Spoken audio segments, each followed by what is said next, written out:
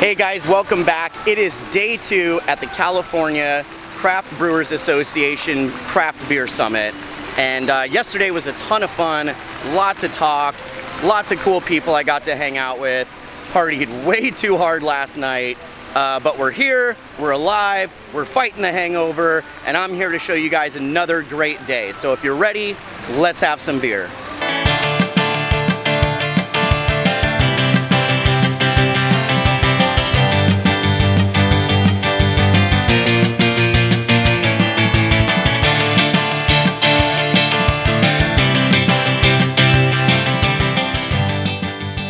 So the first talk we're going to today is all about diversity in the craft beer culture. This is a conversation and a dialogue that is near and dear to me because I truly believe that craft beer is for everyone. I'm really excited to just see what they have to say, see what kind of dialogue is going on, and see where the actual craft beer industry is headed in relation to creating a more inclusive culture for everybody. So let's go. Thanks for having me again. I spoke at CCBA last year, and we really dug in last year to kind of things you can do to kickstart a diversity and inclusion program at your organization. And that was really top level. So we were really looking at general approaches, big pitfalls and hazards to avoid. And one of the pieces of feedback that I got from attendees last year was we'd really love to see some things that are a little bit more hands-on. And we'd like to see some things that we can put into place. And so the 2 sessions that I'm doing today are going to be just that. We're going to be looking today at some things that you can do specifically from a leadership perspective if you're looking at increasing the diversity of your workforce. The first thing I felt was like outrage. And the second thing I felt was a lot of pride because I've gotten that email a lot of times too. In fact, I got that email and I got that comment on Reddit, and I get it in my DMs, and I get it on Facebook. I get it all the time. There's this one saying that people say that like strong Black women in activism have death threats with their coffee. Right? And it was a little bit of that situation. And for me, I don't ever put it out there. I don't share because, to be 100% honest, I'm afraid the Brads of the world are going to come get me. But Shalonda decided that she really didn't want to hide behind it, and so she shared this email. And so I didn't really know what to do with how I was feeling because really I was just kind of ragey, right? And like general ragey isn't a good thing. It makes people say stupid things on Twitter. And not only are people posting, but people are commenting on postings and making new relationships and making new friends, and people are scheduling meetups now. Right? The reason I tell this story is because I think it really lays the landscape out for us, why we can and why we should do this. If we look at the present, current research, particularly our study by the Kellogg Foundation, has told us that companies that perform in the top 25th percentile in race and gender ethnicity are more profitable than everyone else. And if we look to the future, in a little over 25 years, people of color are going to represent more than half of the American workforce. So the question is, does everybody know they're invited in the room? And the question I want to ask you all out there, yes, there's class participation, is, what's wrong with this picture? Justice is a question that is bigger than beer. When we're talking about removing barriers to entry, we're often talking about things that predate your brewery and probably predate craft beer. So maybe this means hosting or showing up at more job fairs. Maybe this means volunteering to give a talk at the local trade school, high school, community college about STEM issues, because you all are really, really dope STEM professionals. Had I taken chemistry when I was in college with like beer examples, I probably would have gone through chemistry a lot more successfully. Make that impact in your neighborhoods and your communities early.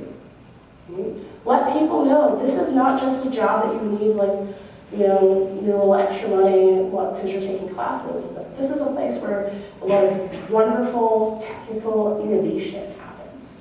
So I just got out of the talk about diversity with Dr. J, and wow, that was an awesome dialogue.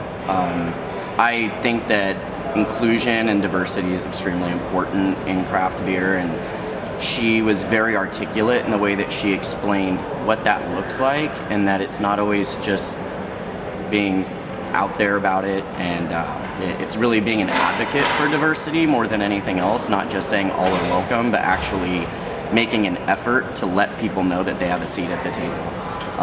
It was a great talk, very inspirational, and yeah, I'm off to another one. Here we go. Well, guys, I decided to skip the Kvike Yeast seminar. To be honest with you, I don't know if I could sit through an hour lecture about the history of a yeast strain right now. I'm kind of on the struggle bus still. So I'm back in the expo hall. We're gonna check out some of the vendors, and I'm probably gonna go find the hair of the dog to kill this bad boy. So let's go.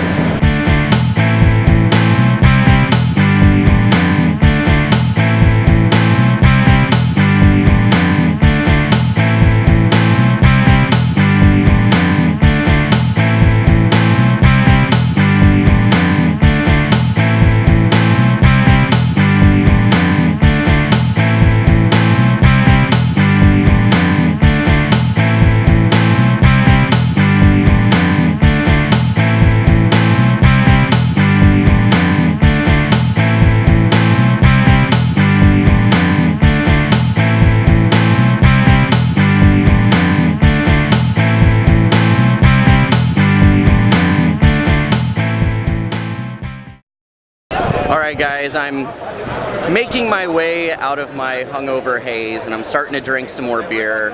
I am at the Inland Empire Brewers Guild beer tasting section. I'm drinking a beer from King's Brewing. We've done an episode there before. It's called Blue? It's a slushy drink, blueberries and stuff. Cheers. Oh my god. It's alcoholic fruit juice. It's fantastic. Oh, tastes healthy. Like honestly, if you went to a juice bar or something and you ordered like a blueberry, raspberry kind of drink, this is basically what it tastes like. I'm amazed that there's alcohol in this. Holy shit, guys. The ABV is 8%. Doesn't even taste like alcohol, so if you want to get drunk and you don't want to feel like you're getting drunk, this is a good one. Alright, so I am about to drink Cherimoya Saison from Cellador Ales. First thing I noticed was the beautiful soapy head. It's got tiny bubbles. You guys know how I like my tiny bubbles. It's made with a South American fruit called Cherimoya. I've never heard of it before. Sounds interesting. Saisons are kind of nice right now while I'm battling this hangover, so cheers.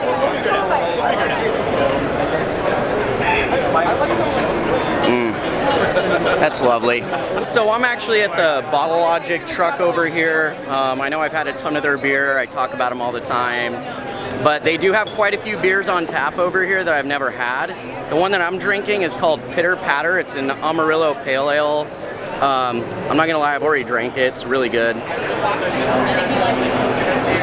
Great like citrus notes, a nice piney finish. It's not too sharp, not too bitter, very sessionable. It's a really good beer. If you heard me, unfortunately, if you heard me speak, I rabbit on about this all the time. I mean, 11,000 wineries in America and they're constrained by climate. 9,000 breweries and they're not. I mean, we're going to go, there's a lot of breweries in our future. And there's a couple of reasons for that. First of all, people are interested in beer. Secondly, you can start a small brewery, sell direct to consumer, operate it as a sole proprietor, as a lifestyle, and it works. It's a great life. It's a great life. Frankly, I don't want to see independent brewers. I don't want to see wild ale brewers. I want to see American brewers, and I want to see it as something that America's proud of. I mean, 40 years ago, America, although they loved their breweries, they weren't proud of them. It was like English people aren't proud of their teeth. I mean, we love our teeth, but we're not proud of them. But you know, it's a sense that, you know, American beer today is phenomenal. I mean, it's phenomenal because of craft brewers, because we brought this amazing culture and tapestry of beer and culture and religion, as Garrett puts it, to a monolithic, tired, ponderous industry. And So the point that I'm making is, in some ways, the more the merrier. Obviously, it's going to get tougher, but you know, it's Pandora's box has been opened, and it's happening. You know, we are obviously the product of our failures. I mean, you got to fail. You got to miss the target to calibrate to hit the target. Very few people hit it first time. So you know, I think without the mistakes that we made, we wouldn't be where we are today. We'd be something else. And I quite like who we are today. I mean, to go back to last week, we had 450 people at our annual dinner that followed our week of company meetings. And, you know, we're standing out there under the stars and in a big winery out in Paso Robles and surrounded by friends and new friends and old friends. And you know, I said, if we could freeze this moment, if we could freeze our brewery right now, would you do it? And everybody cheered. They said, of course we would. I mean, it's a really magical time to be us, and we wouldn't be there, I think, if we'd have made decisions differently.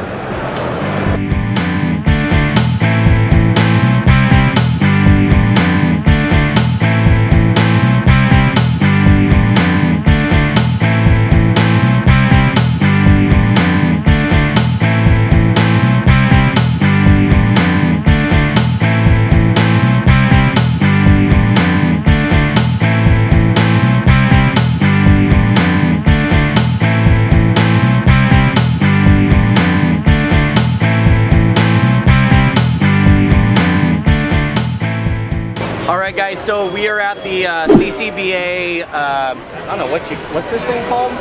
I think it's like a private event. Yeah, it's like a private reception thing. Anyways, what we have here is, it's basically a stone Mexican lager, but this company called Hawkins has concocted a really unique souring agent that you can add into beer, and it's basically it instantly sours a beer. They use, you know, certain calculations, certain chemicals, and they literally, this guy like took a little eyedropper and squeezed it right into a bottle of Stone's new Mexican lager. That's what this is right here.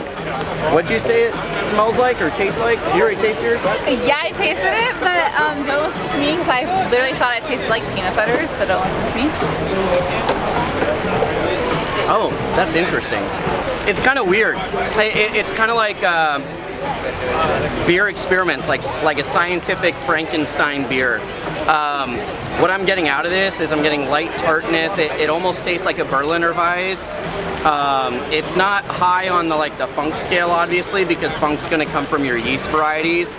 But you do get that nice light sour bite. It's not overpowering. But I got to try the lager as a baseline, and now I'm drinking the lager with that souring agent, and it's really weird, but really fun. I'm kind of curious to see how this could be implemented in craft beers in the future. And yeah, I don't know, check it out. So what are you drinking there? It is the 30-year strong Brewers. It smells so good.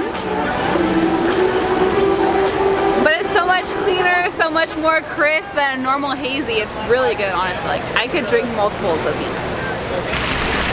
Well guys, that is gonna do it for day 2. This little reception thing, whatever they had out here, was a lot of fun. It's bringing all the brewers from all over California together. We had great food, serving great beer. Stay's been incredible. I'm pretty exhausted.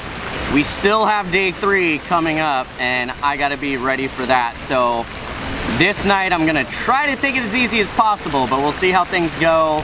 Either way, I'll see you in the next episode. The next episode is going to be the beer festival. So if you thought we were partying hard already, you just wait. The rest of the team will be with me, so we'll see you there.